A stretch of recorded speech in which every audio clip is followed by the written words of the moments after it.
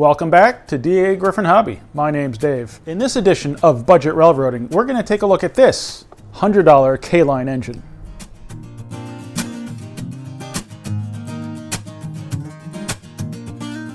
This engine is one of those unintentional eBay purchases.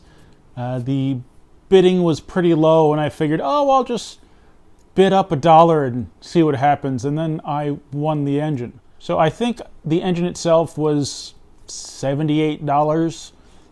Then of course tax and shipping brought it to like $103 or something like that.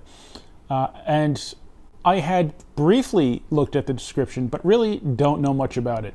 So I tried to go back and look at the box, but the picture wasn't really good enough to get a good look at anything on the box. So I figured I'd just wait until it arrived and then check to see what kind of features it had. I've got the box in front of me now. It is, in fact, scale. It has dual motors with flywheels, 8-wheel drive, die-cast trucks, realistic diesel horn, die-cast fuel tank, steps and pilot, motor-driven fans. That's interesting. That would be my first. I don't have anything with a motor-driven fan. Directional lighting, number boards, marker lights, ditch lights. Do I have anything with ditch lights? I don't think so. Metal chassis, prototypical detailing, photo etch screens, opening side vents, metal grab rails, fold down drop step at both ends, opening car doors and windows, interior cab detail. Did I say opening car doors? Because it's not a car.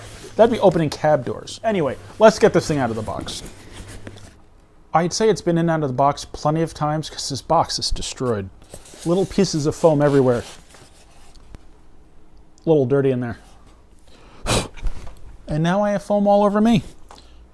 Okay, well, it's in pretty good shape. It needs a little bit of help here and there, but altogether, I think it looks pretty awesome.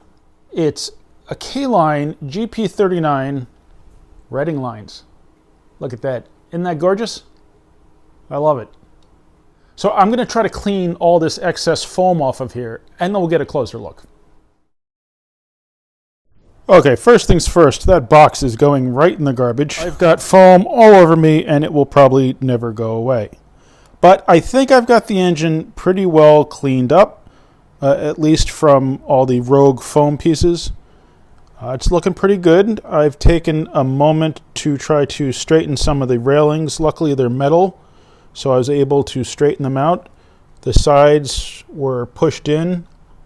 On both sides, the railings were pushed in. I was able to straighten those out. The front's a little mangled, but I was able to straighten it out pretty quickly. The rear's also a little mangled, but that's okay. The rear coupler there has got some wire wrapped around it, so I'll have to take a look at that. One of the truck side frames is loose. That'd be on the left side of it, so I'll have to get a look at that. I'm pretty sure I'll be opening this thing up. I just don't know that I'm doing it today because it's a little chilly in here. Here we have the fans that are apparently motorized. I'm interested to see that. We got these moving louvers here.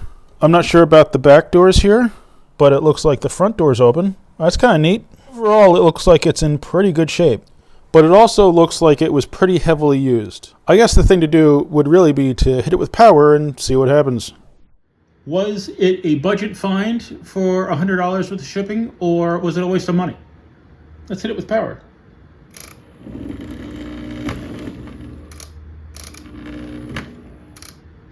It does not seem great in there. What is that doing? We got some weird noises and some really poor running. And it smells like something's burning. So I guess before I do anything else, I'll be opening this up. Normally, a little poor running really wouldn't bother me, but the smell is what worries me. I prefer my toys not to smell like burning electrical components. So I suppose I need to get in here. I have to say that so far, I've had very good luck with everything I've purchased online. Everything has functioned as I would expect. Sure, some older trains needed cleaning and service, but that's what I would expect from an older train. Now, something like this, I would expect it not to have electrical defects. But if it does, what do I do about that?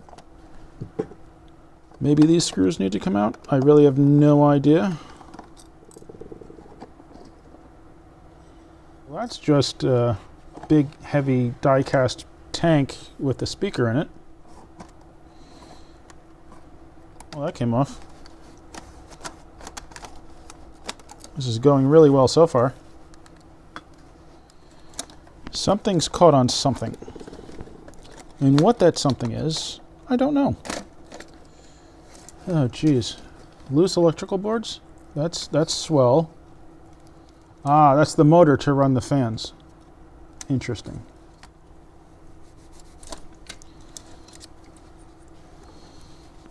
Okay. We got the motor and then lights. And I guess this is just glued in there. Well, not anymore. As I put the fuel tank back on, since there's no reason to have it off. Is that foam? That looks better. Okay, so these two screws don't need to come out, but these two do. It's good to know these things. Knowing is half the battle, or so I've been told. This worries me. Discoloration here on the board. There is one switch under it right there. It's not labeled. All right, now that it's open, I might as well put it on the track and see if I see it make smoke.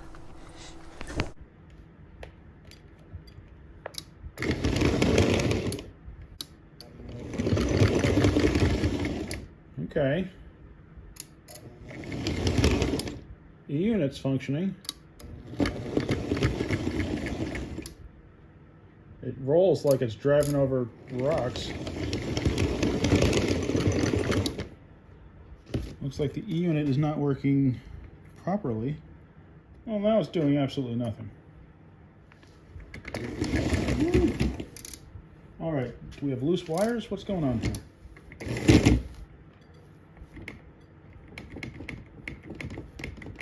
All right, well, I guess it's time to check all the wires and all the contact points and see what happens.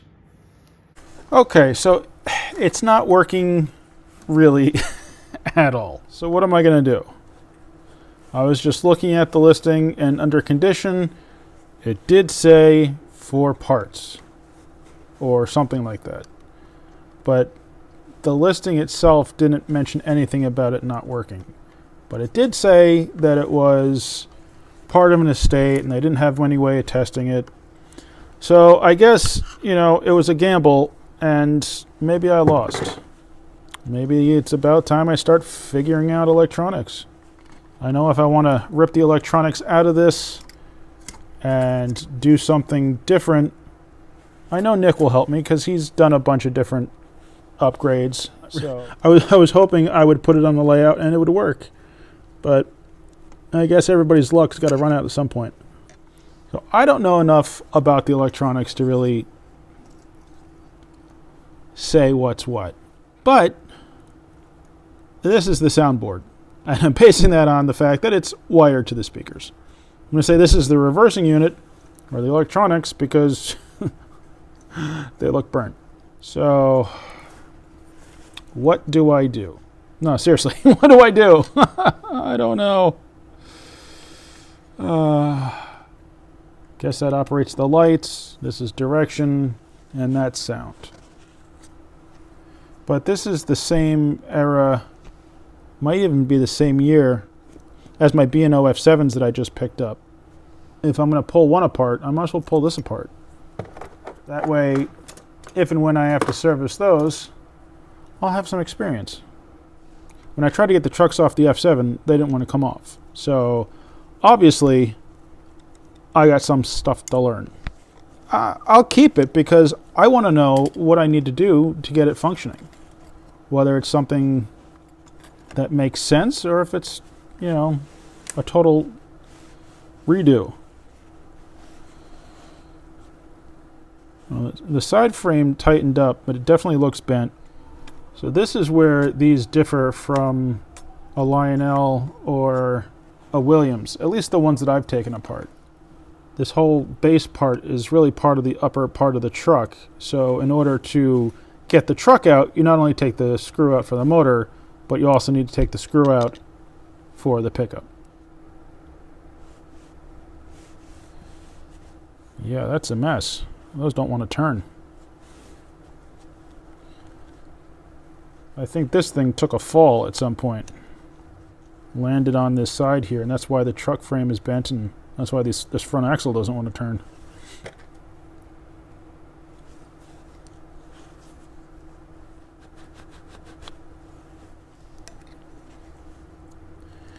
Okay, well, there's no point in running video while I'm sitting here trying to figure out what I'm doing, so I'm going to put you all on pause, and I'll come back either in this video or in another one, and we'll, I don't know, see what happens.